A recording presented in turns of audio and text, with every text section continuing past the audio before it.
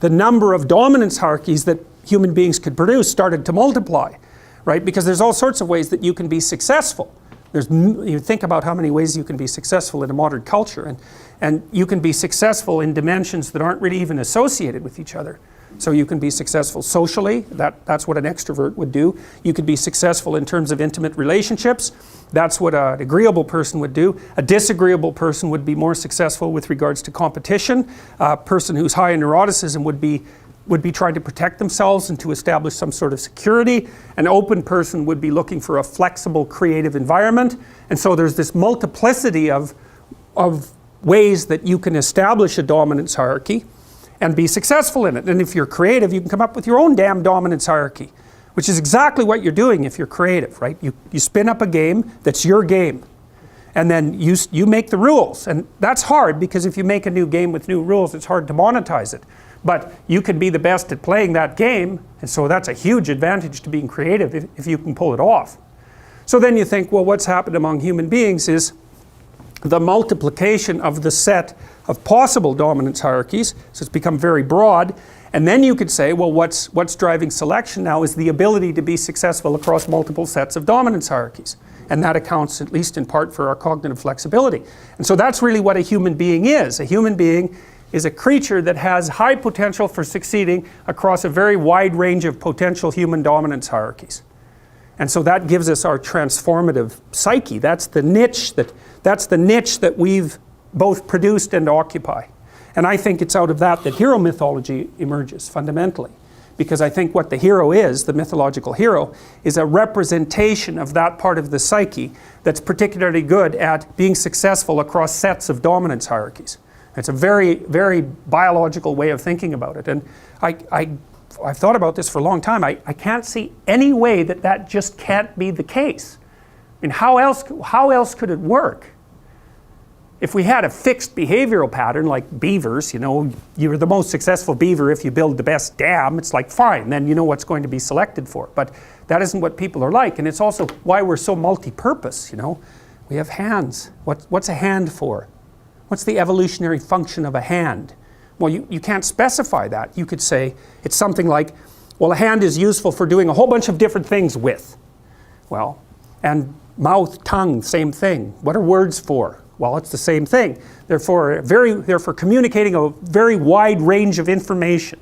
It's something like that. So we're these weird general purpose animals. We're not great at any one thing, but we can swim better than most terrestrial animals.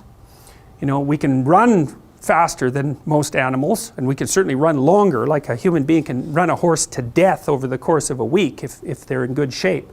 So we're really good at being a multi-purpose entity, like a rat, they call rats weedy species because they can be anywhere. They don't have a specific niche. There's animals down in the Amazon that they're specialized for one tree, or one type of tree in one tiny little area.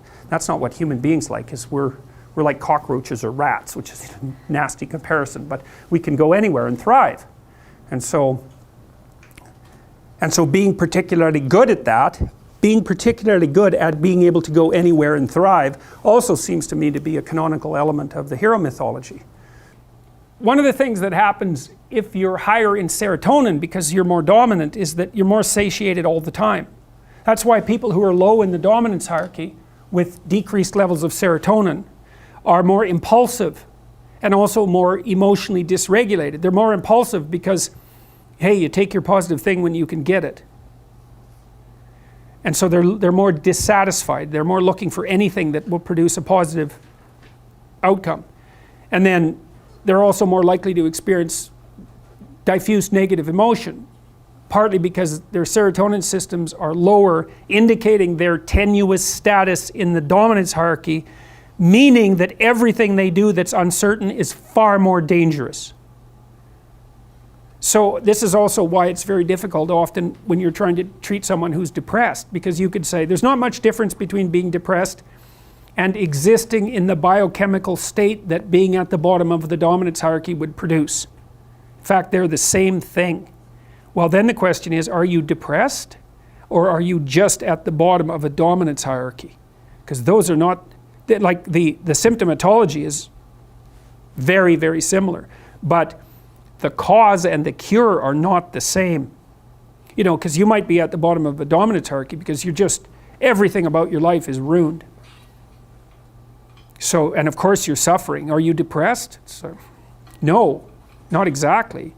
You just have nowhere to go. What happens is that the males obviously are selected for their ability to move up dominance hierarchies. Obviously, because the ones that are at the top of the dominance hierarchy reproduce preferentially. And so that means the male dominance hierarchy becomes a method of selection. But then allied with that is the female proclivity for choice on whatever dimension the dominance hierarchy happens to be arranged. And so then female sexual selection also becomes a radical, non-random selector of what genetic material is going to move into the next generation. And so I fail to see how any of that can be separated from the emergence of complex nervous systems and mind over the course of evolution, because creatures aren't making random choices. They're not random at all. So we even know such things like, imagine a peacock's tail, you know. And it's covered with eyes, which is quite interesting because eyes, of course, attract attention. And lots of animals have evolved eye-like markings. Like moths, there's moths that when they unfold their wings, they have two big eyes on the back of them. And that's to keep birds from eating them, right? Because the birds don't like being stared at, so they stay away from the moths.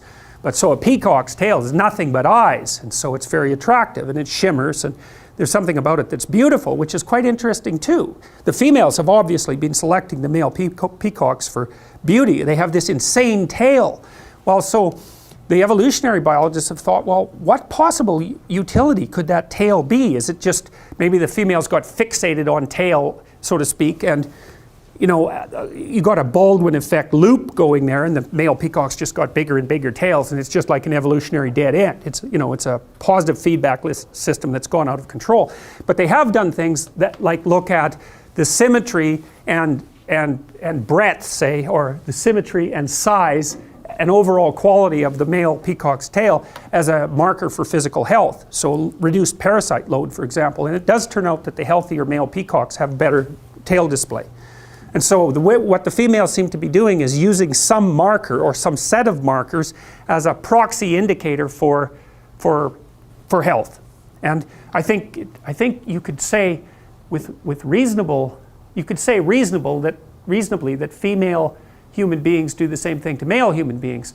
And there's some of that vice versa too. Like we evaluate each other, for example, for symmetry, which is one of the elements of beauty, because healthier people tend to be more symmetrical. And lots of animals use symmetry. Butterflies, if butterflies won't mate with another butterfly, if it deviates from symmetry by the tiniest amounts you can imagine. So symmetry is a marker. And there's other markers, like shoulder width to waist width is one, and waist width to hip width is another. That's usually what males use that to evaluate females in part. So there's lots of markers of health. But it also looks to me like the data worldwide seems to indicate that women, so imagine that women mate across dominance hierarchies and up, socioeconomically speaking. And on average, across cultures, women go for men who are about 4 to 5 years older. You know, it varies. In the Scandinavian countries, that's shrunk a little bit, but not that much. And in other cultures, it's bigger. I would say that depends to some degree on difficulty of establishing economic independence, right? Because in richer countries, it's easier to have enough economic independence if you're a male to be a useful participant in the process of having children. But it doesn't matter. Cross-culturally, it's still across and up, where men mate across and down. They don't care much about socioeconomic status. It doesn't seem to be part of their selection method, generally speaking. So I think that part of that is also the ability of women to select for male health. It's something like that, because it isn't only that, because if you're healthy and energetic, you're much more likely to be successful, because it's very hard to be successful if you're ill, obviously. I mean, so because the competition is just too high. And both genders, both sexes select each other for attractiveness, both select for intelligence, both select for personality, although there are differences there in terms of what's stressed. But so I think you can derive a couple of things out of this, and this is where I think people are different than other animals. Importantly different is that, so you imagine that there's tremendous selection pressure to towards the production, let's say, of men who are good at climbing male dominance hierarchies, or climbing the male dominance hierarchy. But the thing that's so interesting about people is that we've multiplied our dominance hierarchies. You know, if you take an animal that's got a rather static behavioral pattern, then there's a single hierarchy. Elephant seals are a good example of that. So elephant seals, the males are absolutely massive. They're way, way bigger than the females. And they basically have harems, roughly speaking. And they use physical prowess as their marker of status, essentially. And obviously size is a huge part of that, because otherwise the male elephant seals wouldn't be as... They're massive, these things. They're absolutely enormous. And so it's just power / health, you know, maybe aggression, something like that. It's whatever makes them more suitable for the kind of physical combat that elephant seals engage in. So, and the degree to which power is associated with dominance status in those sorts of situations seems to be associated with the size differential between males and females. So the more power is an issue with regards to male competence, the larger the males are compared to the females, and the more likely the males are going to have a harem relationship with the females. And you see that a little bit in human beings, because men are bigger than women. They're not overwhelmingly bigger, that's sexual dimorphism. And you know, there's some men that are smaller than some women, but on average men are taller and they have more upper body strength and so forth. So there is a power element to male competition, but it's not as extended as it would be among animals, say like elephant seals. So in the elephant seal, you see maybe there's one stable set of traits that's being selected for that makes the males more likely to reproduce. But human beings, we're very weird creatures because we're so conceptually flexible. And so what seems to have happened, maybe males started selecting each other for in dominance competitions for something like cognitive flexibility and conscientiousness. It's something like that. So that would be the ability to abstractly represent the world, and then the ability to operate effectively within it, to represent yourself socially in a way, and then to carry through with that, because that enables people to trust you. So it's something like that. And so that produced cortical expansion, and then women were selecting men who were good at that, and that produced cortical expansion. And then there's an arms race between women and men with regards to intelligence. So the women kept up, or they certainly kept up with intelligence as the evolutionary cycle continued. Sexual selection is no joke. It could be the primary thing, it's certainly one of the primary things that's driven human evolution.